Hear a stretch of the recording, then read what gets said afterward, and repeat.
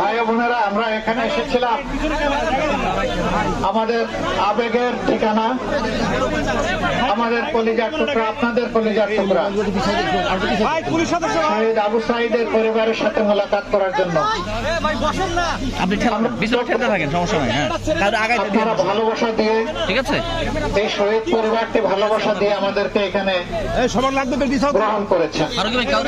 আল্লাহ তাআলা এই পরিবারের এবং তাদের উসিলায় আপনি দুটো হাত মানুষের মর্যাদা বৃদ্ধি করে দেন। আমরা অঙ্গীকার ব্যক্ত করছি, শহীদ আবু সাঈদ এবং তার সঙ্গীরা যারা জীবন দিয়ে আমাদেরকে রেডি করে গিয়েছেন, আমাদের ঘাড়ে তারা যে দায়িত্বের বোঝা রেখে গিয়েছেন, যে আমানতের বোঝা রেখে গিয়েছেন, তাদের মতো আমরা জীবন দিয়ে তাদের সেই আমানত রক্ষা করার জন্য আমরা লড়ে যাব ইনশাআল্লাহ।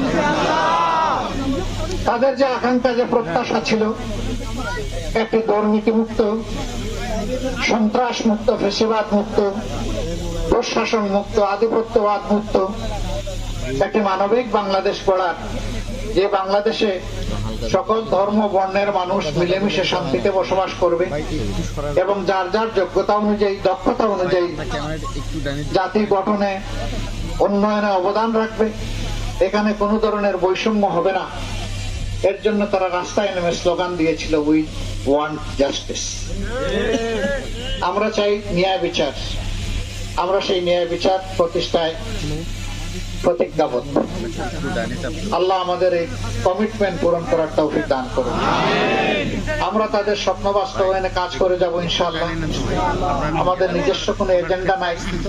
আপনারা দেখেছেন 5 আগস্টের পর থেকে 24 সালের এ পর্যন্ত আমরা কোনো চাঁদাবাজি করি নাই, আমরা কোনো দখলদারি করি নাই, আমরা কোনো দুর্নীতি করি নাই, আমরা মামলা দিয়ে মানুষকে হয়রানি করি নাই, আমরা কারো উপর ব্যক্তিগতভাবে প্রতিশোধ নেই নাই।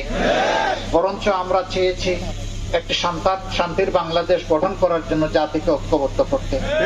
আমরা আমাদের জাতিকে বিভক্ত করতে দেব না। এই বিভক্তির অবসান ঘটানোর জন্যই আমরা 10টি দল একত্রিত হয়েছি, 10 মিলে আপনাদের সামনে এসেছি। আমরা বাংলাদেশের 300 আসনে পারস্পরিক সমঝোতার ভিত্তিতে বিভিন্ন দল থেকে আমরা প্রার্থী দিয়েছি। এখানে আমার সাথে কিছু প্রার্থী আছেন। বিশেষ করে এই আসনে 10 দলের পক্ষ থেকে যাকে দেওয়া হয়েছে, একজন মুফাসসিরে কোরআন, বিশিষ্ট আলেমে দ্বীন, সারা বাংলাদেশের মানুষ যাকে মহব্বত করে, যাকে চিনে, সেই রকম একটা কণ্ঠ, একটা ব্যক্তিত্ব আপনাদেরই এক সন্তান আপনাদের কাছে আমরা দিয়েছি। আমরা আশা করি